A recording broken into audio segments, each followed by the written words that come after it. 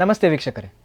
ಪ್ರಸಂಗಕರ್ತನ ಪದ್ಯಕ್ಕೆ ಭಾಗವತರ ಜೀವಾಳ, ಹಿಮ್ಮೇಳದ ಜೇಂಕಾರ, ನವರಸಗಳ ಅಭಿನಯ ಹಾಗೂ ಭಾವಪೂರ್ಣ ಅರ್ಥಗಳ ಮೂಲಕ ರಂಗಸ್ಥಳದಲ್ಲಿ ಪ್ರದರ್ಶನಗೊಳ್ಳುವಂಥ ಯಕ್ಷಗಾನ ಎಂಬ ಕಲೆಯ ನೆರಳಲ್ಲಿ ಯಾರಿಗೂ ಕಾಣದ ಕಲಾವಿದರ ತೆರೆಯ ಹಿಂದಿನ ಬದುಕಿನ ಕುರಿತು, ಅವರು ನಡೆದು ಬಂದ ಹಾದಿಯ ಕುರಿತು ಅವಲೋಕನ ಮಾಡುವಂಥ ಒಂದು ಸಣ್ಣ ಪ್ರಯತ್ನ ಈ ಯಕ್ಷ ಧ್ರುವತಾರೆ. ನಾನು ಶ್ರವಣ ಉಡುಪ.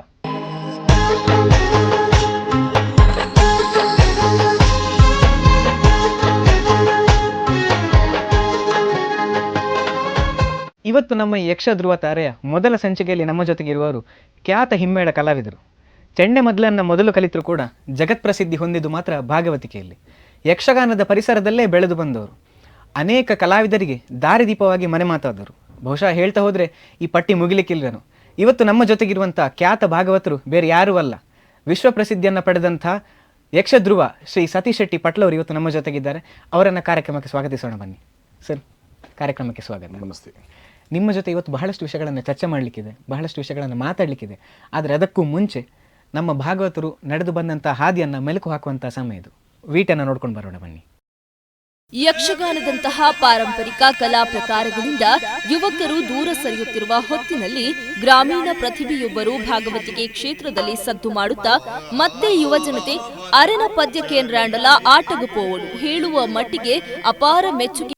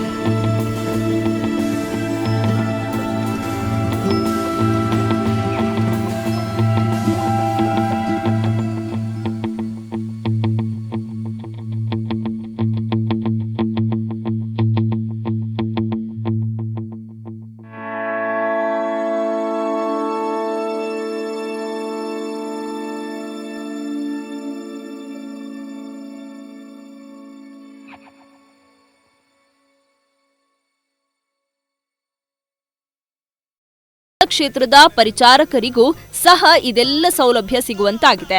ಸಾಗರದಾಚೆಯೂ ಯಕ್ಷಗಾನದ ಕಂಪನ ಸಾರುತ್ತಿರುವ ಪಟ್ಲ ಸತೀಶ್ ಶೆಟ್ಟಿ ಅವರು ವಿವಿಧ ದೇಶಗಳಲ್ಲಿ ಯಕ್ಷಗಾನ ಪ್ರದರ್ಶನವನ್ನ ನೀಡಿ ಅಲ್ಲಿನವರಿಗೂ ಯಕ್ಷಗಾನದ ಚೆಲುವನ್ನ ಪರಿಚಯಿಸಿದ್ದಾರೆ. ನಮ್ಮ ಯಕ್ಷಧ್ರುವ ತಾರೆಯ ಮೊದಲ ಸಂಚಿಕೆಗೆ ಯಕ್ಷಧ್ರುವ ಬಿರುದಾಂತಿಕ ಪಟ್ಲ ಭಾಗವತರಂತಹ ಸಾಧಕರು ನಮ್ಮ ಅತಿಥಿಗಳಾಗಿರುವುದು ನಮ್ಮ ಹೆಮ್ಮೆ.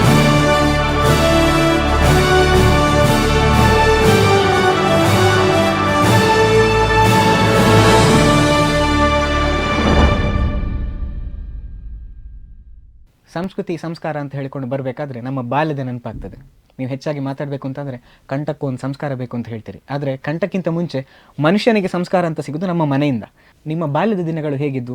ಶಿಕ್ಷಣಕ್ಕೋಸ್ಕರ ಆ ಕಡೆ ಹೋಗಬೇಕಾಗಿತ್ತು ಅಥವಾ ಪಟ್ಲದಲ್ಲಿ ನಿಮಗೆಲ್ಲ ಸೌಲಭ್ಯಗಳಿತ್ತ ಸರ್? ಇಲ್ಲ, ಪಟ್ಲ ಅಂದರೆ ನಮ್ಮೊಂದು ಮನೆಗೆ ಹೆಸರದು, ಪಟ್ಲ ಗುತ್ತು ಮನೆ ಅಂತೇಳಿ. ಶಿಕ್ಷಣಕ್ಕೆ ನಾವು ಸ್ವಲ್ಪ ಆಚೀಚೆ ಹೋಗಬೇಕಾಗಿತ್ತು. ನಮ್ಮದು ಕುಡುಪಲ್ ತಡ್ಕ, ಆಮೇಲೆ ಕನ್ಯಾನ ಎಂಬುದಾಗಿ.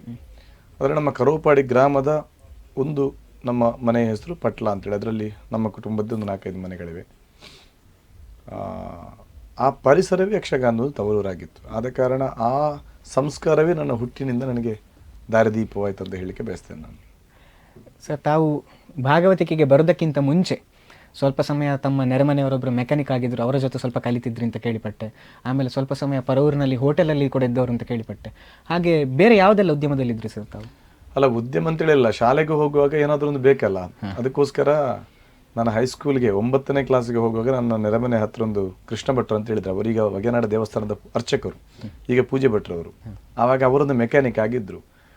ಆವಾಗ ನಮ್ದೆಲ್ಲಲ್ಲಿ ತುಂಬ ಕೃಷಿ ಇತ್ತು, ಗದ್ದೆ ತೋಟ, ತುಂಬ ಕೃಷಿಯ ಭೂಮಿ ನಮ್ಮದು ಎಲ್ಲ ಸುತ್ತಮುತ್ತ ಎಲ್ಲ. ಆವಾಗ ಅಲ್ಲಿ ಈ ವಿಲಿಯರ್ಸ್ ಪಂಪುಗಳಂತೇಳಿ ಜಾಸ್ತಿ ಇತ್ತಲ್ಲಿ. ಒಂದು ಡೀಸೆಲ್ ಪಂಪ್ ಮತ್ತು ವಿಲಿಯರ್ಸ್ ಕರೆಂಟಿನ ಪಂಪ್ಗಳು ಸ್ವಲ್ಪ ಅಲ್ಲಿನಲ್ಲಿಗಿದ್ದದಷ್ಟೇ. ಅದರ ಮೆಕ್ಯಾನಿಕ್ ಆಗಿದ್ರು ಅರ್ಚಕರು. ಆವಾಗ ಅರ್ಚಕ ವೃತ್ತಿಯಲ್ಲ, ಅವರಿಗೆ ಅದು ಮೆಕ್ಯಾನಿಕೇ ಅವರ ಉದ್ಯೋಗ ಆಗಿತ್ತು. ನನ್ನ ಫ್ರೆಂಡ್ ಅವರು ತುಂಬ. ಹಾಗೆ ಅವರ ಜೊತೆ ಚೀಲ ಹಿಡ್ಕೊಂಡು ಹೋಗ್ತಾ ಇದ್ದೆ ನಾನು ಗಮ್ಮತ್ತಲ್ಲಿ. ಹಾಗೆ ಹೋಗಿ ಅದನ್ನು ಕಲಿತಿದ್ದೆ. ಮತ್ತು ನಾನೇ ಪಂಪ್ ರಿಪೇರ್ ಮಾಡ್ತಿದ್ದೆ. ಅವರು ಬೇರೆ ಬೇರೆ ಕಾರ್ಯಗಳ ನಿಮಿತ್ತ ಬೇರೆ ಬೇರೆ ಕಡೆಗೆ ಹೋಗುವಾಗ ಬಾಕಿದ್ದವರು ನನ್ನನ್ನೇ ಕರೀತಾ ಇದ್ದರು ಮೆಕ್ಯಾನಿಕ್ಗೆ. ನಾನು ಶಾಲೆಗೆ ಹೋಗುವಾಗ ಮತ್ತು ಕಾಲೇಜಿಗೆ ಹೋಗುವಾಗ, ನಾನು ಬಸ್ಸಲ್ಲಿ ರಿಟರ್ನ್ ಬರುವಾಗ ನನ್ನ ಸ್ಪಾನರ್ನ ಚೀಲಗಳನ್ನು ಇಟ್ಕೊಂಡು ಅವರೇ ಕಾಯ್ತಾ ಇದ್ದರು ನಾನು ಯಾವಾಗ ಸಿಗ್ತೇನೆ ಅಂತ. ಅಂದರೆ ಆವಾಗ ತೋಟಕ್ಕೆ ನೀರು ಬಿಡೋದು, ಗದ್ದೆಗೆ ನೀರು ಬಿಡೋದು ತುಂಬ ಒತ್ತಡಗಳಿತ್ತು ಅವರಿಗೆ, ಕೃಷಿಕರಿಗೆ. ಅವರ ಪಂಪ್ ಹಾಳಾಗಿದ್ದರೆ ಅಲ್ಲಿ ರಿಪೇರಿ ಮಾಡಲಿಕ್ಕೆ ಬೇರೆ ಜನ ಇರಲಿಲ್ಲ. ಹಾಗೆ ನಾನು ಶಾಲೆಯಿಂದ ಬರುವುದನ್ನೇ ಕಾಯ್ತಿದ್ರು. ಬಸ್ಸಿನಿಂದ ಇಳಿವಾಗಲೇ ಅವರು ನನ್ನ ಸ್ಪಾನರ್ನ ಚೀಲ ಮನೆಯಿಂದ ಇಟ್ಕೊಂಡು ಬಂದವರು ರೆಡಿ ಇರ್ತಿದ್ರು, ನಮ್ಮಲ್ಲಿಗೆ ಬನ್ನಿ ಅಂತ. ಹಾಗೆ ಅದೊಂದು ವಾತಾವರಣ ಸೃಷ್ಟಿಯಾಗಿತ್ತು. ಸರ್, ಈಗ ಅದಕ್ಕಿಂತ ನೀವು ಮತ್ತೆ ನಡ್ಕೊಂಡು ಮುಂದೆ ಬಂದ್ರಿ ಅಂತಾದರೆ, ಈಗ ಇವತ್ತು ವೈಯಕ್ತಿಕವಾಗಿ ಸಂಸಾರವನ್ನು ನಡೆಸ್ತಾ ಇದ್ದೀರಿ. ಆದರೆ ಇಷ್ಟೆಲ್ಲ ಜಂಜಾಟಗಳ ಮಧ್ಯೆ ನೀವು ನಿಮ್ಮ ವೈಯಕ್ತಿಕ ಬದುಕಿಗೆ ಹೇಗೆ ಸಮಯ ಮೀಸಲಿಡ್ತಿದ್ದೀರಿ ಸರ್? ಅದು ಸಮಯ ಮೀಸಲಿಡಲೇಬೇಕಾಗುತ್ತೆ. ಬಟ್ ಸಿಕ್ಕಿದ್ರಲ್ಲಿ ತೃಪ್ತಿ ಪಡೋದು ಅಂತೇಳಿ ಅಷ್ಟೇ. ಸಮಯ ಅಂತೇಳಿ ಎಲ್ರಿಗೂ ಇರೋದು ದಿನಕ್ಕೆ 24 ಗಂಟೆಗಳು. ಆದರೆ ಅದರಲ್ಲಿ ಹೇಗೆ ಮೇಂಟೈನ್ ಮಾಡೋದು ಅಂತೇಳಿ ನಾನು ನನ್ನ ಬಾಕಿ ಅಭಿಮಾನಿ ಬಳಗ ಮತ್ತು ನನ್ನ ಒತ್ತಡವನ್ನು ನಿವಾರಿಸುವಂಥ ಒಂದು ಶಕ್ತಿಯನ್ನು ನನಗೆ ದೇವರು ಕೊಟ್ಟಿದ್ದಾನೆ. ಒಂದು ಬದಿಯಲ್ಲಿ ಕೆಲವು ವ್ಯಕ್ತಿಗಳನ್ನು ನನಗೆ ಕರುಣಿಸಿದ್ದಾರೆ. ನನ್ನ ಫೌಂಡೇಶನ್ನ ಚಾರಿಟಿ ವಿಷಯದಲ್ಲಾಗಲಿ, ಇಬ್ಬರು ಪುರುಷೋತ್ತಮ ಭಂಡಾರಿ ಮತ್ತು ಸುದೇಶ್ ಕುಮಾರ್ ರೈ ಅಂತೇಳಿ ನನ್ನ ಫೌಂಡೇಶನ್ನ ನನ್ನ 90% ಜವಾಬ್ದಾರಿಯನ್ನು ಅವರಿಬ್ಬರೇ ವಹಿಸ್ಕೊಳ್ತಾ ಇದ್ದಾರೆ. ಬಾಕಿ ಘಟಕದ ಪದಾಧಿಕಾರಿಗಳು ಸ್ವಲ್ಪ ಮಟ್ಟಿಗೆ ಅವರು ಒತ್ತಡವನ್ನು ನಿರ್ವಹಿಸ್ತಾ ಇದ್ದಾರೆ. ಮತ್ತು ಭಾಗವತಿಗೆ ಯಕ್ಷಗಾನದ ಮಟ್ಟಿಗೆ ನೋಡುವಾಗ ಅದಕ್ಕೆ ನಾನೇ ಹೋಗಬೇಕಾಗುತ್ತೆ. ನನ್ನ ಒತ್ತಡವನ್ನು ಯಾರು ಹಂಚಿಕೊಳ್ಳಿಕ್ಕಾಗಲ್ಲ. ಯಾಕಂತ ಹೇಳಿದ್ರೆ ಎಲ್ಲರೂ ಬಯಸುವುದು ನನ್ನನ್ನು, ನನ್ನ ಭಾಗವತಿಗೆನೇ ಬಯಸ್ತಾರೆ. ಆದರೂ ಅರ್ಥ ಮಾಡಿಕೊಳ್ತಾರೆ ಎಲ್ಲರೂ. ನಾನೀಗ ಒಂದು ಅರ್ಧ ಗಂಟೆ 1 ಗಂಟೆ ಪದ್ಯ ಹೇಳ್ತಾ ಬಂದರೂ ಕೂಡ ಅವರೇ ಹೇಳ್ತಾರೆ, ನೀವೊಂದು ಬಂದು ನಮಗೆ 2 ಪದ್ಯ ಹೇಳಿದ್ರೆ ಸಾಕು. ಅವ್ರು 3 ಗಂಟೆ 4 ಗಂಟೆ ಕೂತ್ಕೊಳ್ಬೇಕಂತ ಒತ್ತಾಯ ಮಾಡಲ್ಲ. ಯಾಕಂದರೆ ನನ್ನ ಪರಿಸ್ಥಿತಿ ಗೊತ್ತು ಅವರಿಗೆ. ಆ ಪ್ರೀತಿಯನ್ನು ಬೆಳೆಸ್ಕೊಂಡಿದ್ದಾರೆ ನನ್ನಲ್ಲಿ. ಅದು ನನಗೆ ಸ್ವಲ್ಪ ಹೆಲ್ಪ್ ಆಗಿದೆ. ಈಗ ನಿಮ್ಮ ತಂದೆ ಕೂಡ ಯಕ್ಷಗಾನ ಕಲಾವಿದರಾಗಿದ್ದವರು, ಹಾಗಾಗಿ ನಿಮಗೆ ಯಕ್ಷಗಾನದ ಒಡನಾಟ ಅಂತ ಹೇಳುವಂಥದ್ದು ನಿಮ್ಮ ಬಾಲ್ಯದಿಂದಲೇ ಇತ್ತು. ಆದರೆ ನೀವು ಯಕ್ಷಗಾನದಲ್ಲಿ ಸಕ್ರಿಯವಾಗಿ ತೊಡಗಿಸಿಕೊಂಡದ್ದು ಯಾವಾಗಿನ ನಂತರ? 1999ರಲ್ಲಿ ಸಕ್ರಿಯವಾಗಿ ಅಂತ ತೊಳ್ಕೊಂಡದ್ದು ನಾನು. 97-98ರಲ್ಲಿ ಕಲಿತದ್ದು. ನಾನು ಕಲೀಲಿಕ್ಕೆ ಹೋದೆ. ಅವಾಗ ಅದೇ ಮೆಕ್ಯಾನಿಕ್ ಹೇಳಿದಲ್ಲ, ಪಂಪ್ ರಿಪೇರಿ, ಅದು ಮಾಂಬಾಡಿ ಸುಬ್ರಹ್ಮಣ್ಯ ಭಟ್ರ ಪಂಪನ್ನು ಕೂಡ ನಾನು ರಿಪೇರ್ ಮಾಡಲಿಕ್ಕೆ ಹೋಗ್ತಾ ಇದ್ದು ಅದಕ್ಕಿಂತ ಮುಂಚೆ. ಆವಾಗ ತುಂಬ ಜನ ಅಲ್ಲಿ ಕಲಿತಾ ಇದ್ರು, ಅದನ್ನು ನೋಡ್ತಾ ಇದ್ದೆ. ಮತ್ತು ನನಗೆ ರಕ್ತಗತವಾಗಿ ನನ್ನ ತಂದೆಯಿಂದ ಅದೊಂದು ಜೀನ್ಸಲ್ಲಿ ಬರ್ತದೆ ಅಂತ ಹೇಳ್ತಾರಲ್ಲ, ಅದು ನಾನು ಕಲಿಯದೇ ನಾನು ಚೆಂಡೆ ಮೊದಲೇ ಬಾರಿಸ್ತಾ ಇದ್ದೆ. ಈ ಬಿಡ್ತಿಗೆ ಮುಕ್ತಾಯಗಳನ್ನೆಲ್ಲ ನಮ್ಮ ವಗೆನಾಡ ದೇವಸ್ಥಾನದಲ್ಲಿ ತಾಳಮದ್ದಳೆಲ್ಲ ಆಗುವಾಗ ನನ್ನ ತಂದೆ ಭಾಗವತಿಗೆ ಮಾಡ್ತಾ ಇದ್ರು. ನಾನು ಒಂದು ಕ್ಲಾಸ್ ಕೂಡ ಯಕ್ಷಗಾನದ ಗಂಧಗಳಿಗೆ ಹೋಗದೆ ಚೆಂಡೆ ಮೊದಲೇ ಬಾರಿಸ್ತಾ ಇದ್ದೆ. ಅದು ಏನು ಅಂತ ಕೇಳಿದ್ರೆ ನನಗೆ ಗೊತ್ತಿಲ್ಲ, ಶುದ್ಧವಾಗಿರಲಿಲ್ಲ, ಪೆಟ್ಟಿಗಳೆಲ್ಲ ಶುದ್ಧವಾಗಿರಲಿಲ್ಲ. ಬಟ್ ಬಿಡ್ತಿಗೆ ಮುಕ್ತಾಯಗಳೆಲ್ಲ ಸರಿ ಇತ್ತು. ಚೆಂಡೆ ಮೊದಲೇ ಉರುಳಿಕೆ ಅದು ಅಂತೇಳಿ ಗೊತ್ತಿರಲಿಲ್ಲ. ಡಗಡ ಅಂತ ಬಾರಿಸ್ಕೊಂಡು ಅದು ಆ ಪದ್ಯಕ್ಕೆ ಏರು ಪದ್ಯಕ್ಕೆಲ್ಲ ಕರೆಕ್ಟಾಗಿ ಬಾರಿಸ್ತಾ ಇದ್ದೆ. ತೆಂಕಬೆಲೆ ತಿರುಮಲೇಶ್ವರ ಶಾಸ್ತ್ರಿಗಳು ಆ ಟೈಮಲ್ಲಿ ದೊಡ್ಡ ಭಾಗವತ, ಅವರ ಪದ್ಯಕ್ಕೆ ಕೂಡ ನಾನು ಚೆನ್ನ ಮೊದಲೇ ಬಾರಿಸ್ತೇನೆ ಆ ಟೈಮಲ್ಲಿ ಕಲಿಯದೆ. ಆ ನಂತರ ಸ್ವಲ್ಪ ಮಾಂಬಡಿಯವರಲ್ಲಿ ಹೋಗಿ ಚೆನ್ನ ಮೊದಲೇ ಕಲಿತೆ, ಆನಂತರ ಭಾಗವತಿಗೆನೆ ಕಲಿತೆ. ಈಗ ತಾವು ಹೇಳಿದ್ರಿ ಸರ್, ಸುಬ್ರಹ್ಮಣ್ಯ ಭಟ್ರು ನಿಮ್ಮ ಗುರುಗಳು ಅಂತ ಹೇಳಿಕೊಂಡು, ನಿಮ್ಮ ಇವತ್ತಿನ ಸಾಧನೆ ಏನಿದೆ ಅದರಲ್ಲಿ ಅವರ ಪಾತ್ರ ಎಷ್ಟು, ಮತ್ತು ಈಗ ನೀವು ಮುಟ್ಟಿರುವಂಥ ಒಂದು ಸಾಧನೆಯ ಮಟ್ಟ ಏನಿದೆ ಅದರ ಬಗ್ಗೆ ಅವ್ರಿಗೆ ಎಷ್ಟು ಹೆಮ್ಮೆ ಇದೆ ಸರ್? ಅಲ್ಲ, ಅವರ ಪಾತ್ರ ಇಲ್ಲದೆ ನಾನು ಈ ಸಾಧನೆಗೆ ಮುಟ್ಲಿಕ್ಕೆ ಸಾಧ್ಯನೇ ಇಲ್ಲ. ಮಾಂಬಾಡಿ ಸುಬ್ರಹ್ಮಣ್ಯ ಭಟ್ರು ನನ್ನನ್ನು ಬಹಳವಾಗಿ ಪ್ರೀತಿಸ್ತಾ ಇದ್ದರು, ಬಹಳ ಒತ್ತು ಕೊಡ್ತಾ ಇದ್ರು, ಮತ್ತು ಅವರಿಗೆ ಆ ಒಂದು ಶಿಷ್ಯನನ್ನು ಹೀಗೇ ತಯಾರು ಮಾಡಬೇಕೆಂಬ ಒಂದು ಆಶೆ ತುಡಿತಾ ಇತ್ತು. ಅವರ ಮನೆಯಲ್ಲೇ ಕ್ಲಾಸ್ ಆದ ಕಾರಣ, ಮತ್ತೆ ಅವರು ನಡೆದುಕೊಂಡು ಹೋಗುವ ದಾರಿ ಕೂಡ ನಮ್ಮ ಮನೆಯ ಅಂಗಳವೇ ಆಗಿತ್ತು. ಆಚೆ ಈಚೆ ಅವರು ಬೇರೆ ಕ್ಲಾಸಿಗೆ ಹೋಗ್ತಾ ಇದ್ರು, ಆವಾಗಲೂ ನನ್ನನ್ನು ವಿಚಾರಿಸ್ತಾ ಇದ್ರು ಅವರು ಹೋಗುವಾಗ ಬರುವಾಗ. ಹಾಗೆ ಪರಂಪರೆಯ ಆ ಮೂಲ ಪಾಠಗಳನ್ನು ಬಿಟ್ಟು ಅವರು ಮುಂದೆ ಹೋಗ್ತಾನೆ ಇರಲಿಲ್ಲ. ನನಗೆ ಪ್ರಸಂಗದ ಪದ್ಯಕ್ಕೆ ಕೊನೆಗೆ ಹೋದ ಅಷ್ಟು ಆ ಪೂರ್ವರಂಗ ಅಷ್ಟು ಗಟ್ಟಿಯಾದ ನಂತರವೇ ಅವರು ಮುಂದಿನ ಪ್ರಸಂಗದ ಹಾದಿ ಹಿಡಿತಾ ಇದ್ದದ್ದು. ನಮಗೆ ಆ ಟೈಮಲ್ಲಿ ಒಮ್ಮೊಮ್ಮೆ ಅನಿಸ್ತಾ ಇತ್ತು, ಯಾಕೆ ಇಷ್ಟು ಲೇಟ್ ಮಾಡ್ತಾರೆ ಗುರುಗಳು ಪಾಠ ಮಾಡಲಿಕ್ಕೆ, ಅದು ಯಾಕೆ ಮುಂದೆನೆ ಹೋಗ್ತಾ ಇಲ್ಲ ಗುರುಗಳು ಅಂತೇಳಿ ಒಂದೊಂದ್ಸಲ ಅನಿಸ್ತಾ ಇತ್ತು ಆ ಟೈಮಲ್ಲಿ. ಅದು ಈಗ ನಮ್ಮ ಅನುಭವಕ್ಕೆ ಬರ್ತಾ ಇದೆ, ಅದು ಯಾಕೆ ನಮಗೆ ಅವ್ರು ಯಾಕೆ ಅಷ್ಟು ತಡ ಮಾಡ್ತಾ ಇದ್ರು, ಯಾಕೆ ಒಂದೊಂದೇ ಹಂತದಲ್ಲಿ ಮುಂದುವರಿತಾ ಇದ್ರು ಅಂತೇಳಿ ಈಗ ಅನುಭವಕ್ಕೆ ಬರ್ತಾ ಇದೆ ನಮಗೆ. ತುಂಬ ಅವರ ಪ್ರಯೋಜನ, ಅವರ ಅಂದರೆ ಆಶೀರ್ವಾದ ನಮಗೆ ತುಂಬ ಇದೆ ಆ ಮಟ್ಟಿಗೆ. ಈಗ ತುಂಬ ಹೆಮ್ಮೆಯಲ್ಲಿದ್ದಾರೆ ಅವರು ಕೂಡ. ಪಟ್ಲನಂತ ಅದು ನನ್ನ ಶಿಷ್ಯ ಅಂತ ಅವರು ಹೆಮ್ಮೆಯಿಂದ ಹೇಳುವಂಥ ಅದನ್ನೊಂದು ದೇವರು ಒದಗಿಸಿದ್ದಾರೆ ಅಷ್ಟೇ. ಯಾವ ಗುರಿಗಾದ್ರೂ ಒಂದು ಹೆಮ್ಮೆ ಅಂತ ಹೇಳ್ಕೊಂಡು ಇದ್ದೇ ಇರ್ತದೆ. ಹೌದು ಹೌದು. ಆದರೆ ಈಗ ನೀವು ಆಗಲೇ ಹೇಳಿದ ಹಾಗೆ ಚೆಂಡೆ ಮೊದಲೇ ನೀವು ಮೊದಲು ಕಲ್ತವರು, ಆದರೆ ಈಗ ನೀವು ಭಾಗವತರಾಗಿ ಇಷ್ಟೊಂದು ಹೆಸರು ಮಾಡಿದ್ರು ಕೂಡ ನೀವು ಮೊದಲು ಚೆಂಡೆ ಮೊದಲನ್ನು ಕಲಿತಂಥ ಸಮಯದಲ್ಲಿ ಎಲ್ಲಿಯಾದರೂ ಒಂದು ಪ್ರದರ್ಶನಕ್ಕೆ ಚೆಂಡೆ ಮೊದಲಿಗೆ ಅಂತ ಒಂದು ಕಲಾವಿದರಾಗಿ ಹೋದದ್ದು ಉಂಟಾ ಸರ್? ಅಲ್ಲ, ನಾನು ಭಾಗವತಕ್ಕಿಂತ ಮುಂಚೆ ಚೆಂಡೆ ಮೊದಲಿಗೆ ಹೋಗ್ತಾ ಇದ್ದದ್ದು. ಎಲ್ಲಿವರೆಗೆ ಅಂತ ಹೇಳಿದ್ರೆ ಸುಂಗದಕಟ್ಟೆ ಮೇಳದಲ್ಲಿ ಕಣಿಯೂರು ಸೂರ್ಯಣ್ಣ ಭಟ್ರು ಆ ಟೈಮಲ್ಲಿ ಭಾಗವತಿಗೆ ಆಗಿದ್ರು. 98 ಅಂತ ನನ್ನ ನೆನಪು, 98 ಅಂತ ಕಾಣುತ್ತೆ ಮೋಸ್ಟ್ಲಿ. ಆ ಟೈಮಲ್ಲಿ ನನ್ನನ್ನು ಚೆಂಡೆ ಮೊದಲಿಗೆ ಕರೀತಾ ಇದ್ದದ್ದು ಆ ಮೇಳಕ್ಕೆ. ಮತ್ತೆ ಕಟೀಲು ಮೇಳಕ್ಕೆ ಸೇರಿದ್ರು ನಾನು ಸಂಗೀತಕ್ಕೆ, ಭಾಗವತಿಗೆ ಸೇರಿದ್ದು. ಬಟ್ ನಾನು ಚೆಂಡೆ ಮೊದಲೇ ಜಾಸ್ತಿ ಬಾರಿಸ್ತಾ ಇದ್ದೆ. ಬಲಿಪರ ಪದ್ಯಕ್ಕೆಲ್ಲ ನಾನೇ ಮೊದಲೇ ಕೂತ್ಕೊಳ್ತಾ ಇದ್ದೆ, ದೊಡ್ಡ ಬಲಿಪರ ಪದ್ಯಕ್ಕೆ. ಅವ್ರು ಬೆಳಿಗ್ಗೆ ನನ್ನನ್ನೇ ಕರೀತಿದ್ರು. ಕುರಿಯ ಶಾಸ್ತ್ರಿಗಳು ಕೂಡ ಬೆಳಿಗ್ಗೆ ಒಂದು ಅಡೂರು ಲಕ್ಷ್ಮೀನಾರಾಯಣ ಚೆಂಡೆಗಿದ್ರು, ಮತ್ತೆ ಮದ್ದಳೆಗೆ ಶಾಸ್ತ್ರಿಗಳಿಗೆ ಮರಿಯಾಯಿ ಬಲ್ಲಾಳ್ರ ಮಗ ಇದ್ರು. ಬೆಳಿಗ್ಗೆ 4 ಗಂಟೆ ನಂತರ ಮರಿಯಾಯಿ ಬಲ್ಲಾಳ್ರಿಗೆ ರೆಸ್ಟ್ ಕೊಡ್ತಾ ಇದ್ರು, ಅವರಿಗೆ ಯಾವಾಗಲೂ ರೆಸ್ಟ್. ಆ 4 ಗಂಟೆ ನಂತರ ಶಾಸ್ತ್ರಿಗಳು ನನ್ನನ್ನು ಕೂತ್ಕೊಳಿಸ್ತಾ ಇದ್ರು. ಒಂದು 2 ತಿಂಗಳು ಇದ್ದದ್ದು ಅವ್ರ ಜೊತೆ ನಾನು. ಮೊದಲಕ್ಕೆ ನಾನು ಕೂತ್ಕೊಳ್ತಾ ಇದ್ದೆ. ಆದರೆ ಬಹಳಷ್ಟು ಜನರಿಗೆ ಈ ವಿಷಯ ಗೊತ್ತಿರ್ಲಿಕ್ಕೂ ಇಲ್ಲ. ಯಾಕಂದ್ರೆ ಈಗ ಹೆಚ್ಚಾಗಿ ಪಟ್ಲರು ಅಂತ ಹೇಳಿದ್ರೆ ಭಾಗವತಿಕೆ ಮಾತ್ರ ಅಂತ, ಅಂದ್ರೆ ಗೊತ್ತಿರುವಂತದ್ದು ಭಾಗವತಿಕೆಯ ವಿಭಾಗ ಮಾತ್ರ. ಹಾಗಾಗಿ ಮೊದಲು ಇಂಥವರಿಗೂ ನೀವು ಚೆಂಡೆ ಮೊದಲೇ ಬಾರಿಸಿದ್ರಿ ಅಂತ ಹೇಳಿಕೊಂಡು ಯಾರಿಗೂ ಗೊತ್ತಿರ್ಲಿಕ್ಕೆ. ಆದ್ರೆ ಈಗ ನೀವು ಹೇಳಿದ ಹಾಗೆ ನೀವು ಹಿಮ್ಮೇಳದಲ್ಲಿ ಹೆಚ್ಚು ಕಡಿಮೆ ಎಲ್ಲ ವಿಭಾಗದಲ್ಲಿ ಕೆಲಸ ಮಾಡಿದವರು. ನಿಮ್ಮ ತಂದೆ ಮಲ್ಲಮೇಳ ನಡೆಸಬೇಕು ಅಂತಿದ್ರೆ ನೀವು ಚಕ್ರತಾಳ ಕೂಡ ಬಾರಿಸಿದ್ರಿ ಅಂತ ಕೇಳಿಪಟ್ಟೆ. ಆದರೆ ಹಿಮ್ಮೇಳವನ್ನು ಬಿಟ್ಟು ಮುಮ್ಮೇಳದಲ್ಲಿ ಯಾವಾಗಾದ್ರೂ ತೊಡಗಿಸಿಕೊಂಡದ್ದು ಅಂತ ಉಂಟಾ ಸರ್? ಇಲ್ಲ, ಒಂದೆರಡು ಸಲ ವೇಷ ಮಾಡಿದ್ದೇನೆ ಸಣ್ಣಕ್ಕೆ. ಅದೆಲ್ಲ ಹೇಳಿಕೊಳ್ಳುವಂತ ವಿಷಯಗಳಲ್ಲ, ಅಂದ್ರೆ ಮಾಡ್ಲಿಲ್ಲ ಅಂತೇಳಿ ಅಲ್ಲ, ಮಾಡಿದ್ದೇನೆ.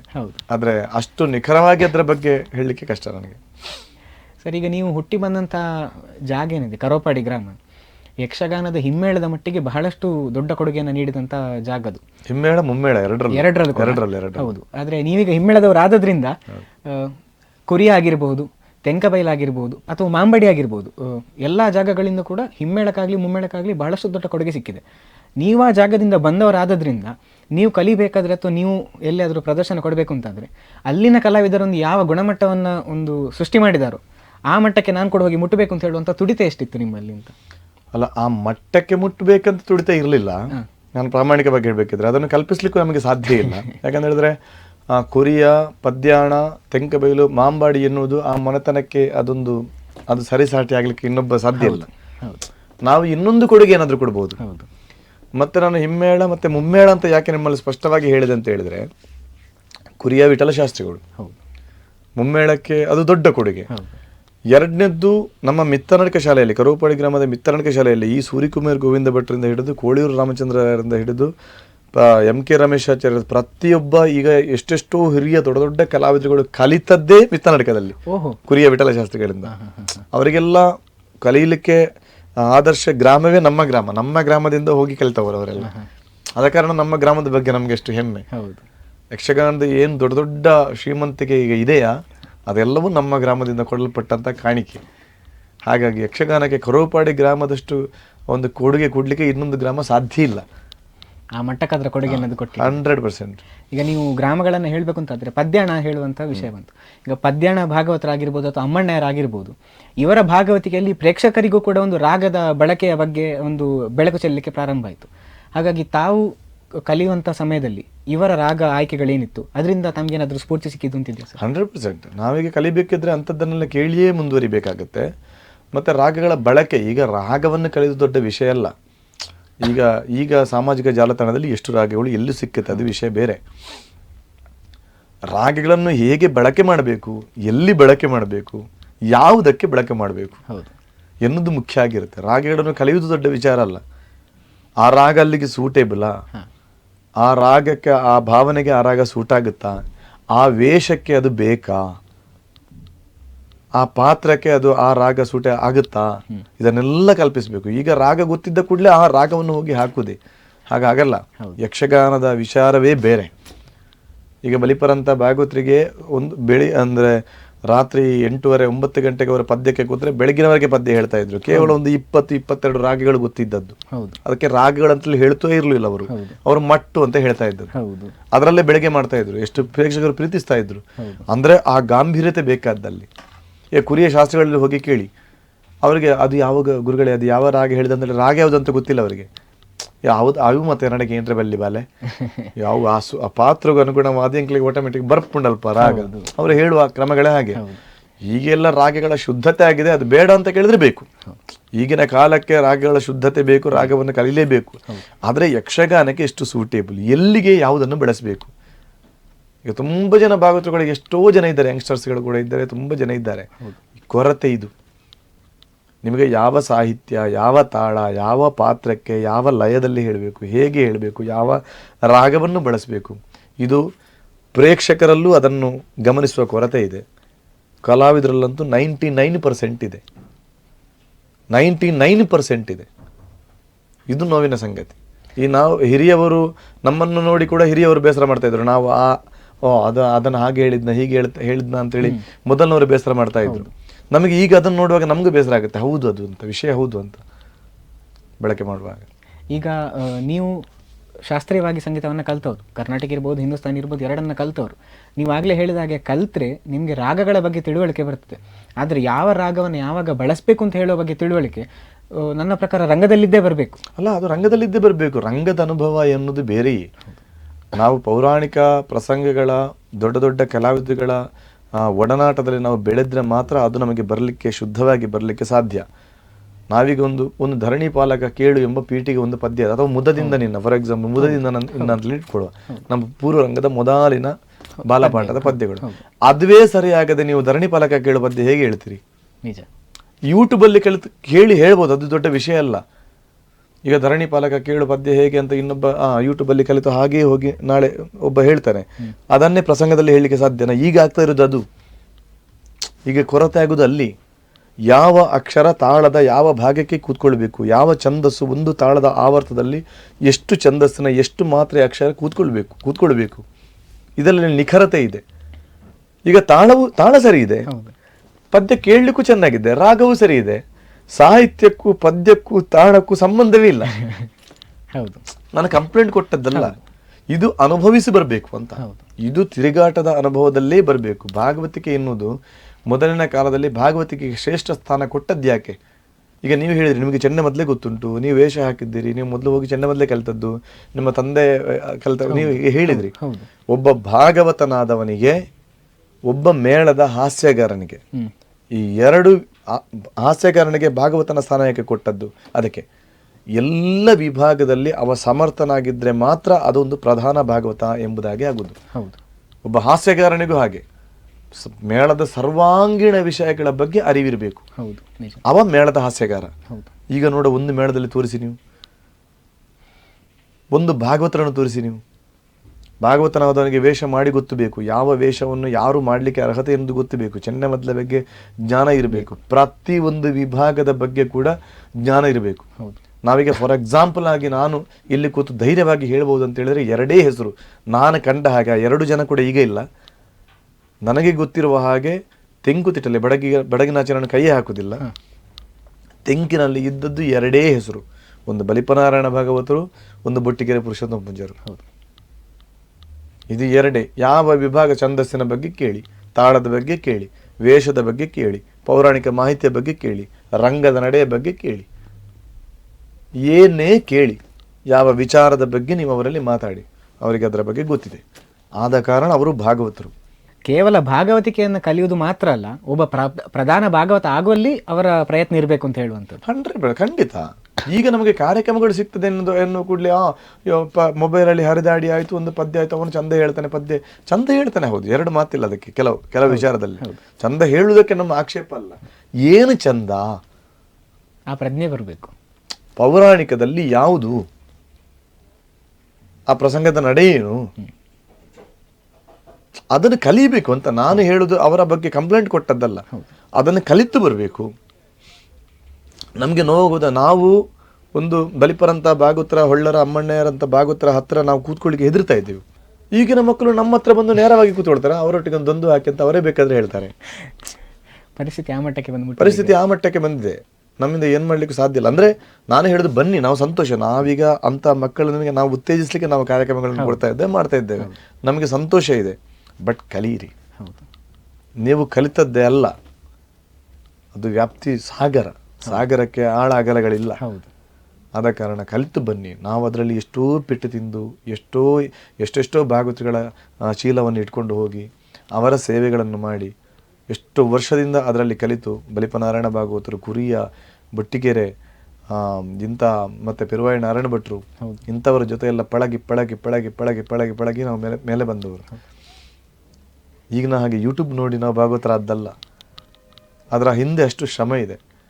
ನಾವು ಎಷ್ಟೋ ಚೆಂಡೆ ಮೊದಲೇ ಬಾರಿಸುವಾಗ ನಾವು ಎಷ್ಟೋ ನಮ್ಮ ಹತ್ತಿರದವರಿಗೆ ಗೊತ್ತು, ಈಗ ನಮ್ಮ ಒಡನಾಡಿಗಳಿಗೆ, ನಮ್ಮ ಮನೆ ಹತ್ತಿರದವರಿಗೆ ಗೊತ್ತು. ಎಷ್ಟೋ ನಾವು ಗುಡ್ಡೆಗೆ ಹೋಗಿ ಇಷ್ಟಿಷ್ಟು ದಪ್ಪದ ಕೋಲುಗಳನ್ನು ಹಿಡ್ಕೊಂಡು ಹೋಗಿ ಎಷ್ಟೆಷ್ಟೋ ಪಾದೆ ಕಲ್ಲು ಅಂತ ಹೇಳಿರ್ತಾರಲ್ಲ, ಆ ಪಾದೆಗೆ ಹೋಗಿ ಉರುಳಿಕೆ ಹಾಕಬೇಕು. ನಮಗೆ ಆ ಉರುಳಿಕೆ ಬರಬೇಕಿದ್ರೆ, ಅಂದ್ರೆ ಆ ಸಾಧನೆ ಆ ಟೈಮಲ್ಲಿ ನಾವು ಮಾಡಿದ ಕಾರಣ ನಾವು ಈಗಿನ ಕಾಲದಲ್ಲಿ ಈ ಮಟ್ಟಕ್ಕೆ ಇದ್ದೇವೆ. ಇಳಿದ್ರೆ ಬರ್ಲಿಕ್ಕೆ ಸಾಧ್ಯನಾ? ಇಲ್ಲ. ಅಷ್ಟೊಂದು ಪ್ರಯತ್ನವನ್ನು ಕೂಡ ಪಟ್ಟಿದ್ದೀರಿ. ಪ್ರಯತ್ನ ಪಟ್ಟು ಮಾತ್ರ ಅದು ಸಾಧ್ಯ ಇರೋದು. ಈಗ ನೀವು ಹೇಳಬೇಕು ಅಂತಾದರೆ ಛಂದಸ್ಸಿನ ಬಗ್ಗೆ ಎಲ್ಲ ಉಲ್ಲೇಖ ಮಾಡಿದ್ರಿ. ಬೊಟ್ಟಿಗೆರೆ ಪುರುಷೋತ್ತಮ ಪುಂಜರ ಹತ್ರ ಹಾಗೆ ಒಂದು 2-3 ಜನರ ಹತ್ರ ತಾವು ಛಂದಸ್ಸಿನ ಬಗ್ಗೆ ಕೂಡ ಕಲ್ತವರು. ಆದರೆ ಈಗ ಹೆಚ್ಚಾಗಿ ಏನಾಗ್ತಿದೆ ಹೇಳಿದರೆ, ಒಂದು ಎಲ್ಲ ಭಾಗವತರಿಗೂ ಛಂದಸ್ಸಿನ ಬಗ್ಗೆ ಗೊತ್ತಿಲ್ಲ. ಇನ್ನೊಂದು ತಾವು ಹೇಳಿದಂಥ ರಾಗದ ವಿಷಯಗಳೇನಿದೆಯೋ ಕಲಾವಿದರಿಗೆ ಗೊತ್ತಿಲ್ಲ ಅಂತ ಹೇಳಿದ್ರಿ. ಆದರೆ ಕಲಾವಿದರು ಅದನ್ನು ಅರ್ಥ ಮಾಡ್ಕೊಳ್ಳಲು ಏನು ಮಾಡ್ಬೋದು ಅಂತ ಹೇಳುವಾಗ ಏನಾದರೂ ಮಾತಿದ್ದೇನೆ? ಅಲ್ಲ, ಅರ್ಥ ಮಾಡಿಕೊಳ್ಳಿಕ್ಕೆ ಪುರಾಣದ ತಿರುಗಾಟವೇ ಮಾಡಬೇಕು ಅಂತ. ಪುರಾಣ ಪ್ರಸಂಗಗಳ ಅದು ಕಲಿತು ಬರುವುದಲ್ಲ.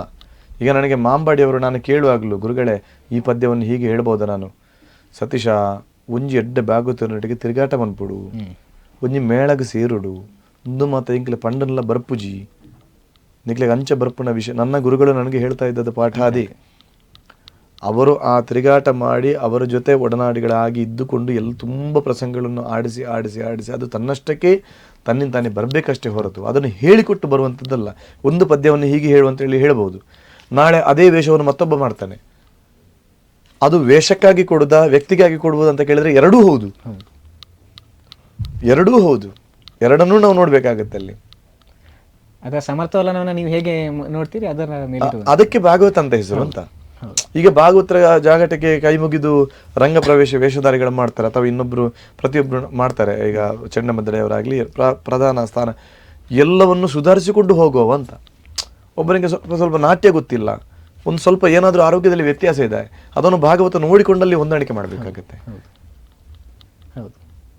ಹಾಗಾಗಿ ಭಾಗವತನನ್ನ ರಂಗದಲ್ಲಿ ಮುಖ್ಯಸ್ಥ ಅಂತ ಹೇಳುವ, ನಿರ್ದೇಶಕ ಅಂತ ಹೇಳುವುದೇ ಅದಕ್ಕೆ ಅಲ್ವಾ. ಎಲ್ಲ ಪಾತ್ರಗಳ ಬಗ್ಗೆ, ಪುರಾಣ ಪ್ರಸಂಗಗಳ ಬಗ್ಗೆ, ಎಲ್ಲ ವಿಚಾರ ಬಗ್ಗೆ ಅದಕ್ಕೆ ಅರಿವಿರುವವನಿಗೆ ನಿರ್ದೇಶಕ ಅಂತ ಹೆಸರು. ಜಾಗಟೆ ಹಿಡಿದುಕೊಂಡು ಪದ್ಯ ಹೇಳಿದವನು ಎಲ್ಲವರು ಭಾಗವತರಾಗಲಿಕ್ಕೆ ಸಾಧ್ಯ ಇಲ್ಲ. ಈಗ ಆಗಿದೆ. ಹೌದು. ಈಗ ದೊಡ್ಡ ದೊಡ್ಡ ಮೇಳಗಳ ಪರಿಸ್ಥಿತಿ ಹೇಳಿ ಸುಖ ಇಲ್ಲ. ಅಂದ್ರೆ ಯಾರು ಭಾಗವತ ಅಂತ ಕೇಳಿದ್ರೆ ನಮಗೆ ನಾಚಿಕೆ ಆಗ್ತದೆ. ಅಂತ ಸ್ಥಾನಗಳನ್ನು ಎಂತೆಂಥವರು ಆಳಿ ಹೋದಂಥ, ಎಂತೆಂಥವರು ಕೂತು ಆ ಪವಿತ್ರ ಇದನ್ನು ಕಾಪಾಡಿದಂಥ ಸ್ಥಾನಗಳು ಈಗ ಹೇಗೆ ಇದೆ ಅಂತ ಕೇಳಿದ್ರೆ ನಮಗೆ ನೋವಾಗುತ್ತೆ. ಹೇಳುವ ಸ್ಥಿತಿಯಲ್ಲಿಲ್ಲ, ಕೈ ಮುಗಿದು ಬಿಡುವುದಷ್ಟೇ, ಕಾಲಕ್ಕೆ ನಾವು ಹೊಂದಿಕೊಳ್ಳುವುದಷ್ಟೇ ಅಷ್ಟೇ. ಈಗ ನೀವಾಗ ಹೇಳಬೇಕು ಅಂತಾದರೆ ಬಲಿಪರ ಬಗ್ಗೆ ಹೇಳ್ತಾ, ಬಲಿಪರು ಅಥವಾ ಶಾಸ್ತ್ರಿಗಳೆಲ್ಲ 22 ರಾಗಗಳಲ್ಲಿ ಇಡೀ ಆಟವನ್ನು ಮಾಡಿಕೊಂಡು ಹೋಗ್ತಿದ್ರು ಅಂತ. ಆಗ 32 ರಾಗಗಳು ಅಂತ ಹೇಳುವಂಥ ಒಂದು ಹೆಸರು ಕೂಡ ಇದೆ. ಈಗ ಹೆಚ್ಚಾಗಿ ಯಕ್ಷಗಾನ ಆಗುವಾಗ ಮೊದಲು ರಾತ್ರಿ ಪ್ರಾರಂಭ ಆಗಬೇಕು ಅಂತಾದರೆ ನಾಟಿಯಲ್ಲಿಯೋ ಭೈರವಿಯಲ್ಲೋ ಪ್ರಾರಂಭ ಆಗಿ ಹೋಗ್ತಾ ಹೋಗ್ತಾ ಹಂಸಧ್ವನಿಯಾಗಿ ಮತ್ತೆ ಕೊನೆಗೆ ಮೋಹನ ರಾಗದಾಚೆ ಬಂದು ಒಂದು ಯಕ್ಷಗಾನ ಪ್ರದರ್ಶನ ಅಂತ ಹೇಳುವಂಥದ್ದು ಕೊನೆಗೊಳ್ತಿತ್ತು. ನೀವೀಗ ಹೊಸ ರಾಗವನ್ನು ಹಾಕಬೇಕು ಅಂತಾದರೆ ಆ ಸ್ಟ್ರಕ್ಚರನ್ನು ಇನ್ನೂ ಕೂಡ ತಲೆಯಲ್ಲಿ ಇಟ್ಕೊಂಡು ನೀವು ಅದನ್ನು ಸೆಲೆಕ್ಟ್ ಮಾಡಬೇಕಾಗ್ತದೆ, ಅಥವಾ ನಿಮ್ಮ ಒಂದು ಅದಕ್ಕೆ ಒಂದು ಅಪ್ರೋಚ್ ಹೇಗಿರ್ತದೆ? ಅದರ ನೋಡಿ, ಅದಕ್ಕೆ ಕಾಲ ನಿರ್ಣಯ ಅಂತ ಇತ್ತು, ಅದೊಂದು ಕಾಲ ನಿರ್ಣಯ. ಈಗ ಅದನ್ನು ಯಾವ ರೀತಿ ಹೇಳ್ಬೋದು ಅಂತ ಹೇಳಿದರೆ, ಈಗ 10 ಗಂಟೆ 10-10:30ವರೆಗೆ ಪೂರ್ವರಂಗದ ವಿಚಾರಗಳು. ಅದಕ್ಕೆ ನಿಮಗೆ ನಾಟಿ, ಭೈರವಿ, ಕಾಂಬೋದಿ, ಅದಕ್ಕೆ ಪೂರ್ವರಂಗದ ಒಂದು ರಾಗದ ಸೆಟ್ಟಿಂಗ್ ಅಂತ ಹೇಳಿದೆ. ಹಿಂದೋಳಾಗ್ಲಿ ಆ ನಂತರ ಬಂದದ್ದು, ಮೊದಲು ಅದು ಕೂಡ ಇರಲಿಲ್ಲ, ಆ ನಂತರ ಬಂದ ರಾಗಗಳದು.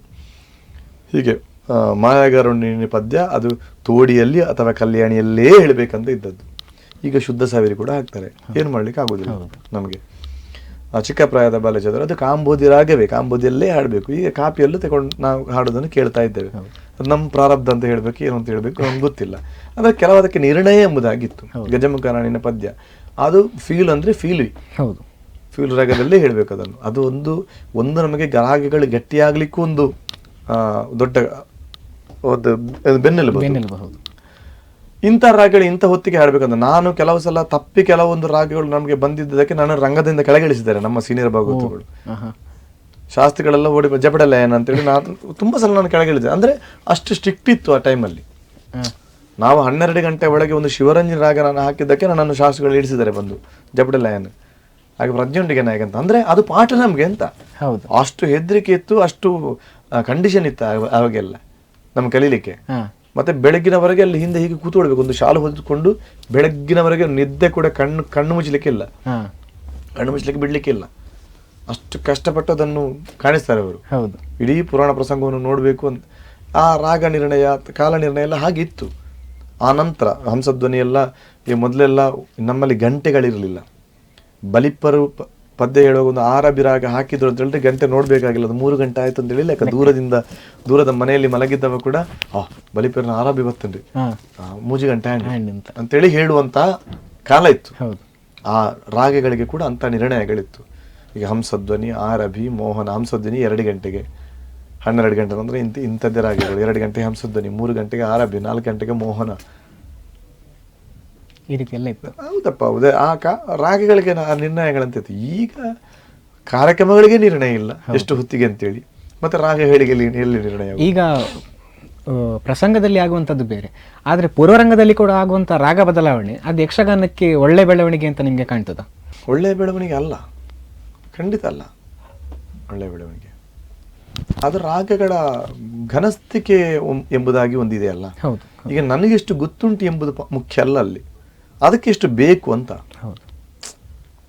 ನನಗೆ ಗೊತ್ತಿದ್ದದನ್ನು ಪ್ರದರ್ಶನ ಪಡಲಿಕ್ಕೆ ಆ ರಂಗ ಅಲ್ಲ, ಅದಕ್ಕೆ ಬೇರೆ ಒಂದು ಗಾನವೈಭವ. ಆ ಗಾನವೈಭವದಲ್ಲಿ ನನಗೆ ಗೊತ್ತಿದ್ದದನ್ನು ಪ್ರದರ್ಶಿಸೋಣ. ನಾನು ಇರುವುದೇ 1 ಗಂಟೆ, ನನಗೆ ಗೊತ್ತಿದ್ದ ರಾಗಗಳನ್ನು ಬಳಸಲಿಕ್ಕೆ ಇರುವುದದು. ಯಕ್ಷಗಾನೀಯ ರಂಗದಲ್ಲಿ ನಾನು ಗೊತ್ತಿದ್ದದನ್ನು ಪ್ರದರ್ಶನ ಮಾಡಲಿಕ್ಕೆ ಆ ಹೊತ್ತು ಹೇಗೆ, ಪ್ರಸಂಗ ಏನು, ಆ ವೇಷದ ಘನಸ್ಥಿಕೆ ಏನು, ಅದನ್ನು ಅದರಲ್ಲಿ ನನ್ನನ್ನು ಕಾಣಿಸ್ಕೊಳ್ಬೇಕು, ಸನ್ನಿವೇಶಕ್ಕೆ. ಅದು ನನ್ನ ಕೆಪಾಸಿಟಿ. ನನಗೆ ಗೊತ್ತುಂಟು ಅಂತೇಳಿ ಕರ್ಣ ಬರುವಾಗ ನಾನು ಯಾವುದೋ ರಾಗಗಳನ್ನು ಹಾಕುದಲ್ಲ, ಅಥವಾ ಕೌರವನ ಪಾತ್ರಕ್ಕೆ ನಾನು ಯಾವುದೇ ರಾಗಗಳನ್ನು ಹಾಕುದಲ್ಲ. ಆ ಪಾತ್ರದ ಗಾಂಭೀರ್ಯತೆಯನ್ನು ಉಳಿಸಿಕೊಂಡಾಗಬೇಕು ನಾವು. ನೀವೀಗ ಹೇಳುವಾಗ ಕೂಡ ಹೇಳಿದ್ರಿ, 1-2 ಸಲ ಶಾಸ್ತ್ರಿಗಳೆಲ್ಲ ತಪ್ಪು ರಾಗವನ್ನು ಬಳಕೆ ಮಾಡಿದ್ರೆ ಇಳಿಸ್ತಿದ್ರು ಅಂತ ಹೇಳ್ಕೊಂಡು. ನೀವು ಕಟೀಲು ಮೇಳ ಸೇರಿದಂತಹ ಸಮಯದಲ್ಲಿ ನಿಮಗೆ ಮೊದಲು ಸಿಕ್ಕಿದ್ದೇ ಕುರಿಯ ಶಾಸ್ತ್ರಿಗಳು ಹಾಗೂ ಬಲಿಪಜ್ಜನ ಒಡನಾಟ. ಅವರ ಗರಡಿಯಲ್ಲಿ ಪಳಗಿದವರು ನೀವು. ಅವರ ಜೊತೆ ಕೆಲಸ ಮಾಡೋದಕ್ಕೂ ಉಳಿದವ್ರ ಜೊತೆ ಕೆಲಸ ಮಾಡೋದಕ್ಕೂ ಏನು ನಿಮಗೆ ವ್ಯತ್ಯಾಸ ಕಂಡಿದೆ ಅನುಭವದಲ್ಲಿ? ಅಲ್ಲ, ನಾನು ತುಂಬ ಇಷ್ಟಪಡ್ತಾ ಇದ್ದೆ. ನನ್ನನ್ನು ಇಷ್ಟರ ಮಟ್ಟಿಗೆ ಬೆಳೆಸಿದ್ದೇ ಆ ಒಡನಾಟ. ನಾನು ಇಷ್ಟು ಯಾವ ಹಂತದಲ್ಲೂ ಇಷ್ಟು ಗಟ್ಟಿಯಾಗಿ ನಾನು ನಿಂತಿದ್ದೇನೆ ಎನ್ನುವುದಕ್ಕೆ ನನಗೆ ಆ ಒಡನಾಟವೇ ಸಾಕ್ಷಿ. ಕುರಿಯ ಶಾಸ್ತ್ರಿಗಳನ್ನು ಬಂದ ಕೂಡಲೇ ಕಟೀಲು ಮೇಳಕ್ಕೆ ನನ್ನನ್ನು ಸೇರಿಸಿದವರು ಅವರು. 1.5 ತಿಂಗಳು ಅವರ ಜೊತೆ ಇದ್ದೆ. ಆನಂತರ ಬಲಿಪ್ಪರಿಗೆ ಆರೋಗ್ಯದ ಬಗ್ಗೆ ಸ್ವಲ್ಪ ತೊಡಕಾಯ್ತು ಅವರಿಗೆ. ಆನಂತರ ನನ್ನನ್ನು ಬಲಿಪರ ಸೆಟ್ಟಿಗೆ ವಿಠಲ ಶೆಟ್ಟರು ಹಾಕಿದ್ರು. ಅಲ್ಲಿ ಭಾಗವತನಾಗಿ ಬಲಿಪರ ಜೊತೆ ಒಂದು 4-5 ವರ್ಷ ಅವರ ಜೊತೆ ತಿರುಗಾಟ ಮಾಡಿದ್ದೆ. ಪೆರುವಾಯ ನಾರಾಯಣ ಭಟ್ರು, ಮತ್ತೆ ಹೊರಗಿನ ಕಾರ್ಯಕ್ರಮ ನನಗೆ ಪದ್ಯಾಣ ಶಂಕರ ನಾರಾಯಣ ಭಟ್ರು. ಆ ಟೈಮಲ್ಲಿ ತುಂಬ ಫೇಮಸ್ ಅವರು. ಶಂಕರನಾರಾಯಣ ಭಟ್ರು. ಇವತ್ತಿಗೂ ಹಳೆ ತಲೆಮಾರಿನಲ್ಲಿ ಅವರಿಗೆ ಬಹಳ ನನ್ನ ಪದ್ಯಕ್ಕೆ ಕಸು ಮಾಡೋದು ಅಂತ ಹೇಳಿದ್ರೆ ಬಹಳ ಖುಷಿ ಅವರಿಗೆ. ನಮ್ದು ಈ ಬಂಟ್ವಾಳ SS ಕಾಲೇಜಿದ್ದು ಟೀಮಲ್ಲಿ ಇತ್ತು. ಆ ಟೈಮಿಗೆ ಅವರೇ ನನಗೆ ಚೆಂಡೆಗೆ ಬರ್ತಾ ಇದ್ದದ್ದು, ಶಂಕರನಾರಾಯಣ ಭಟ್ರು. ನಮ್ದೊಂದು ಜೊತೆ ಇತ್ತದು. ಇಲ್ಲಿ ಪಿರುವಾಯ ನಾರಾಯಣ ಭಟ್ರು, ಅಲ್ಲಿ ಪದ್ಯ ಅಂತವರ ಒಡನಾಟದಲ್ಲಿ ನಾನು ಪಳಗಿದ ಕಾರಣ ನನಗೆ ಅದು ಈಸಿಯಾಗಿ ಬಂತು. ರಂಗ ಮಾಹಿತಿ ಅಂತ ಹೇಳುವಂಥದ್ದು ಅಷ್ಟು ಗಟ್ಟಿಯಾಗಿ ಸಿಕ್ಕಿದೆ ನಿಮಗೆ. ಯಾವ ಪ್ರಸಂಗ ಆದ್ರೂ ಕೂಡ ಈಗ ಕೆಲವರು ವಿಮರ್ಶೆ ಮಾಡ್ಬೋದು ಅಥವಾ ಇನ್ನೊಂದು ರೀತಿಯಲ್ಲಿ ವಿಮರ್ಶೆ ಮಾಡ್ಬೋದು. ಈಗ ಪ್ರಸಂಗಗಳು ಹೆಚ್ಚು ದೈವಮಾತ್ಮೆಗಳು ಆಗುದು, ಹೌದು, ಅದೇ ದೈವಮಾತ್ಮೆ ಬಿಟ್ರೆ ಬೇರೆ ಆಗುದಿಲ್ಲ ಅಂತ ಈ ವಿಮರ್ಶೆಗಳನ್ನ ನಾವು ಕೇಳ್ತೇವೆ, ಕಿವಿಯಿಂದ ಕಿವಿಗೆ ಕೇಳ್ತೇವೆ. ನಾವು ಆ ಪಟ್ಲರ ಸೆಟ್ಟ ದೈವಮಾತ್ಮೆ ಜನಗಳು ಬಯಸುವುದು, ಬಟ್ ನಮ್ಗೆ ಪ್ರಸಂಗ ಆಡಿಸ್ಲಿಕ್ಕೆ ನನಗೆ ಗೊತ್ತಿಲ್ಲ ಅಂತ ಹೇಳಿದ್ರೆ ನಾನು ಅವರಿಗೆ ಮಾಡಿದ ಅಪಮಾನ ಆಗುತ್ತದೆ. ಹೌದು, ನನಗೆ ಅವರ ಜೊತೆ ಅಂಥವರ ಜೊತೆ ಯಾಕೆ ತಿರುಗೇಟ ಆಗಿತ್ತು. ನನಗೆ 10-20 ವರ್ಷ ಅವರ ಜೊತೆ ಇದ್ದೆ ನಾನು. ಬಲಿಪ್ಪರ್ ಅಂತವ್ರು ನನಗೆ ಶಾಬಾಸ್ಗಿರಿ ಕೊಟ್ಟಿದ್ದಾರೆ. ನಾನು ಅಗ್ರ ಪೂಜೆ ಆಡಿಸಿದನ್ನು ಬೆಳಗ್ಗಿನವರೆಗೆ ಕೂತು ಅವ್ರು ನೋಡ್ತಾ ಇದ್ರು, ನಾನು ಕೂತ್ಕೊಳ್ಳೋದಿದ್ರೆ. ಅವರೇ ನಮ್ಮ ಮೇಳದಲ್ಲಿ ಈಗಲೂ ಪಿರುವಾಯ ನಾರಾಯಣ ಭಟ್ರೆಲ್ಲ ಇದ್ದಾರೆ ಈಗಲೂ. ಅವರನ್ನು ವಿಚಾರಿಸ್ಬೇಕಾದ್ರೆ ಅವರೇ ಹೇಳ್ತಾ ಇದ್ರು, ಅದು ಪಟ್ಲ ಆಡಿಸಿದ್ದೆ ಚಂದ. ಅಂದ್ರೆ ಅದು ನಾನು ರಾಗಗಳನ್ನು ಬಳಸುತ್ತಿದ್ದೆ, ಅವರ ರಾಗ ಅಲ್ಲದ್ರೆ ಹೊಸತನದ ರಾಗಗಳನ್ನು ಬಳಸ್ತಾ ಇದ್ದೆ. ಅದು ಅವರು ಹೇಳ್ತಾ ಇದ್ರು, ಬಲಿಪುರ ಕೂಡ ಮಾಡಿ ತೊಂದರೆ ಇಲ್ಲ ಅಂತ. ಅದರ ಆ ನಡೆ ಅದು ಅದೇ. ಹೌದು, ಬಲಿಪರು ಪಿರುವಾಯ ನಾರಾಯಣ ಭಟ್ರು, ಪದ್ಯಾಣ ಶಂಕರನಾರಾಯಣ ಭಟ್ರು, ಪೂಂಜರು, ಕುರಿಯ ಶಾಸ್ತ್ರಿಗಳು ಹೇಳಿದಂಥ ನಡೆಗಳೇ ಅದು ಈಗಲೂ ನಮ್ಮಲ್ಲಿರೋದು. ಅವರ ಗರಡಿಂದಾಗಿ ನೀವು ಇಷ್ಟು ಮಟ್ಟಕ್ಕೆ ಇವತ್ತು ಏರಿದ್ದೀರಿ. ನೀವೀಗ ಭಾಗವತಿಕೆಯಲ್ಲಿ ನಿಮ್ಗೆ ಇಷ್ಟೆಲ್ಲ ಜನ ಸಿಕ್ಕಿದ್ರು ಕೂಡ ನೀವು ಕಲಿಯುವಂಥ ಸಮಯದಲ್ಲಿ ಅಥವಾ ಮತ್ತೆ ಆದರೂ ಕೂಡ ನಿಮ್ಗೆ ಯಾರಾದ್ರೂ ಒಂದು ಆದರ್ಶಪ್ರಾಯ ಭಾಗವತರು ಅಂತ ಹೇಳಿದ್ರೆ ಇವರು ಅಂತ ಹೇಳಿಕೊಂಡು ನಿಮ್ಮ ತಲೆಯಲ್ಲಿ ಏನಾದರೂ ಹೆಸರು? ಅಲ್ಲ, ಬಲಿಪರಿ. ಅದರಲ್ಲಿ ಎರಡು ಮಾತೇ ಇಲ್ಲ. ಈಗ ನಾನೀಗ 3-4 ಹೆಸರು ಹೇಳಿದಲ್ಲ, ಅವರನ್ನೇ ನನಗೆ ನಿತ್ಯ ಪ್ರತಸ್ಮರಣೀಯರು ಅವರು. ಹೌದು, ಬಲಿಪರು, ಕುರಿಯ, ಬೊಟ್ಟಿಗೆರೆ ಇವರೇ. ಈಗ ಮೊದಲು ರಾತ್ರಿಡೀ ಯಕ್ಷಗಾನ ಆಗುವಾಗ ಕಾಲ ಅಥವಾ ಗತಿ ಅಂತ ಹೇಳುವಂಥ ಒಂದು ಕಾನ್ಸೆಪ್ಟ್ ಇತ್ತು. ಮೊದಲು 1ನೇ ಕಾಲದಲ್ಲಿ, 2ನೇ ಕಾಲದಲ್ಲಿ, 3ನೇ ಕಾಲದಲ್ಲಿ, 4ನೇ ಕಾಲದಲ್ಲಿ ಅಂತ ಹೇಳಿಕೊಂಡು. ಆದರೆ ಅಂದರೆ ಆಗ ಇಡೀ ನೈಟ್ ಆಗುವಂಥ ಯಕ್ಷಗಾನದಲ್ಲಿ ಅದನ್ನು ತೋರಿಸಲಿಕ್ಕೆ ನಮಗೆ ಸಮಯಾವಕಾಶಗಳು ತುಂಬ ಸಿಗ್ತಿತ್ತು. ಅಂದರೆ ಆ ಡಿಫ್ರೆನ್ಸ್ ನಿಮಗೆ ಗೊತ್ತಾಗ್ತಿತ್ತು ನೋಡುವಾಗ.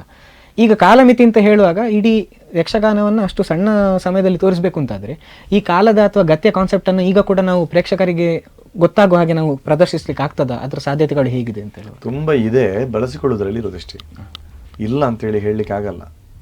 ನಮಗೆ ಬಳಸಲಿಕ್ಕೆ ಕೂಡ್ತದಾ ಅದರ ಮೇಲೆ ಡಿಪೆಂಡ್ ಆಗಿರೋದು. ಈಗ ಪಟ್ಲರ್, ನಾನು ಇನ್ನೊಬ್ಬರ ಉದಾಹರಣೆ ನಾನು ಕೊಡಲ್ಲ, ನಂದನ್ನೇ ಕೊಡ್ತೇನೆ. ಪಟ್ಲರ್ ಸ್ಪೀಡ್ ಬಂದಿರೋ ಪದ್ಯ ಯಾನು ಪನ್ನೋಡು ಅಂತೇಳಿ ಆ ಮಟ್ಟಿಗೆ ನಾವು ಸ್ಪೀಡ್ ಹೇಳ್ತೇವೆ, ನಿಧಾನ ಹೇಳ್ತೇವೆ. ಆ ನಿಧಾನ ಹೇಳಿಕೆ ಬರ್ತದಾ? ನಾವು ಎಷ್ಟು ನಿಧಾನ ಹೇಳ್ತೇವೆ ಅದು ಅದರ ಬಗ್ಗೆ ಅರಿವಿದೆಯಾ? ನಾವು ಆ ನಿಧಾನ ಹೇಳಿ ನಂತರ ಸ್ಪೀಡ್ಗೆ ಬಂದದ್ದು. ಹೌದು, ಹೇಗೆ ಅಂತೇಳಿ ನಾವು ನಿಧಾನ ಹೇಳಿದ್ರು ನಮ್ಮ ಆ ಲಯ, ನಮ್ಮ ಸಾಹಿತ್ಯದ ಇದು ಆ ನಿಧಾನದ ಅದೇ ತಾಳದಲ್ಲಿ ಇರ್ತದೆ, ಆ ಶುದ್ಧತೆ ಅದೇ ತಾಳದಲ್ಲಿ ಹಾಗೇ ಇರ್ತದೆ. ಅದು ಸ್ಪೀಡ್ ಹೇಳಿದ್ರು ಅದು ಎಲ್ಲಿ ಅಕ್ಷರ ಕೂತ್ಕೊಳ್ಬೇಕು ಅಲ್ಲಿಗೆ ಕೂತ್ಕೊಳ್ತದೆ. ಇದು ತಾಳ ಮಾತ್ರ ಸ್ಪೀಡ್, ಸಾಹಿತ್ಯ ಇಲ್ಲಿ ಉಂಟು. ಅದನ್ನು ಕೂಡ ಗಮನಿಸಬೇಕಾದಂತ, ಅದನ್ನೇ ಗಮನಿಸಬೇಕಲ್ಲ. ಈಗ ತಾಳ ಆಯ್ತು ಸಾಧಾರಣ ಒಂದು 8ನೇ ಕಾಲ, 4 ಕಾಲಗತಿಗಳನ್ನು ಹಾಕಿರೋದು. ಅದೀಗ 8ನೇ ಹತ್ರ ನಂತರ ಹೋಗಿದೆ. ತಾಳ ಹೋಗ್ತದೆ, ಸಾಹಿತ್ಯ ಇಲ್ಲಿ ಉಂಟು, ಅದರ ಜೊತೆಗೆ ಬರ್ತದೆ. ಅದು ಅದನ್ನು ಗಮನಿಸಬೇಕು. ಅದಕ್ಕೆ ಮಾಡ್ಲಿಕ್ಕೆ ಕೂಡ್ತದೆ ನಮ್ಗೆ. 2 ಗಂಟೆ ಪ್ರಸಂಗ ಆದ್ರೂ ಅದು ಆಗ್ತದೆ. ಬಟ್ ಅದನ್ನು ಮಾಡುದು ಯಾರು ಅಂತ ನಿವೇಶದವರಿಗೆ ಕೊಟ್ಟರು, ಭಾಗವತರಿಸಿ ನಿಧಾನ ಗುರಿಯಿರಿ ಎಂಗ್ಲೆ ನಲಿಪೆರಾಯಜಿ ಹಾಗೆ ಹೇಳುವವ ಕಲಾವಿದಲ್ಲ ಅಂತ. ಚಂಡಮದ್ರಾಯಣಾಗ್ಲಿ, ಭಾಗವತನಾಗ್ಲಿ, ಕಲಾವಿದನೇ ಆಗ್ಲಿ, ವೇಷಧಾರಿ ಆಗ್ಲಿ, ನನಗೆ ನಿಧಾನ ಕೊಟ್ಟರೆ ಕುಣಿಲಿಕ್ಕೆ ಆಗ್ಲಿಲ್ಲ, ಸ್ಪೀಡ್ ಕೊಟ್ಟರೆ ಕುಣಿಲಿಕ್ಕೆ ಆಗ್ಲಿಲ್ಲ ಅಂತ ಹೇಳುವ ಕಲಾವಿದ ಅಲ್ಲ. ಅದು ಎಲ್ಲವೂ ಗೊತ್ತಿದ್ರೆ ಮಾತ್ರ ಅವ ಸರ್ವಾಂಗೀಣವಾಗಿ ಅವನಿಗೆ ಗೊತ್ತು ಎಂಬುದು ಅರ್ಥ. ರಂಗದಲ್ಲಿ ಕೆಲಸ ಮಾಡ್ಲಿಕ್ಕೆ ಸಾಧ್ಯ. ಸ್ಪೀಡ್ ಕುಣಿಯುವವನಿಗೆ ಯಾಕೆ ನಿಧಾನ ಆಗಲ್ಲ? ಹೌದು, ನಿಧಾನ ಕುಣಿಯುವವನಿಗೆ ಯಾಕೆ ಸ್ಪೀಡ್ ಆಗುದಿಲ್ಲ? ಹೌದು, ಕುಣಿಯುವುದು ಅದನ್ನಲ್ವಾ? ಹೌದು, ಲಯದಲ್ಲಿ ವ್ಯತ್ಯಾಸ ಮಾಡಬಹುದು. ಈಗ 4 ಹೆಜ್ಜೆ ಹಾಕುವವನಿಗೆ 2 ಹೆಜ್ಜೆಯಲ್ಲಿ ಆ ಕೆಪಾಸಿಟಿ ಬೇಕು ಅವನಿಗೆ. ನಿಮ್ಮ ಜೊತೆ ಮಾತಾಡ್ತಾ ಹೋದ್ರೆ ಸಮಯ ಹೋದದ್ದೇ ಗೊತ್ತಾಗುದಿಲ್ಲ. ಆದ್ರೆ ಇನ್ನಷ್ಟು ವಿಷಯಗಳ ಚರ್ಚೆಯನ್ನ ನಾವು ಮುಂದಿನ ಸಂಚಿಕೆಯಲ್ಲಿ ಮಾಡೋಣ. ನೋಡಿದ್ರಲ್ಲ ವೀಕ್ಷಕರೇ, ಈಗಾಗಲೇ ಯಕ್ಷಗಾನದ ಹಲವಾರು ಮಜಲುಗಳ ಬಗ್ಗೆ ನಾವು ಚರ್ಚೆಯನ್ನು ಮಾಡಿದ್ದೇವೆ. ಇನ್ನೂ ಹಲವಾರು ಮಾಹಿತಿಗಳನ್ನು ನಿಮಗೆ ಕೊಡ್ಲಿಕ್ಕಿದ್ದೇವೆ, ಆದರೆ ಅದನ್ನು ಮುಂದಿನ ಸಂಚಿಕೆಯಲ್ಲಿ ನಾವು ನಿಮಗೆ ಕೊಡ್ಲಿಕ್ಕಿದ್ದೇವೆ. ಅಲ್ಲಿವರೆಗೂ ನೋಡ್ತಾ ಇರಿ ಅಭಿಮತ, ಇದು ಜನಮನದ ನಾಡಿಮಿಡಿತ.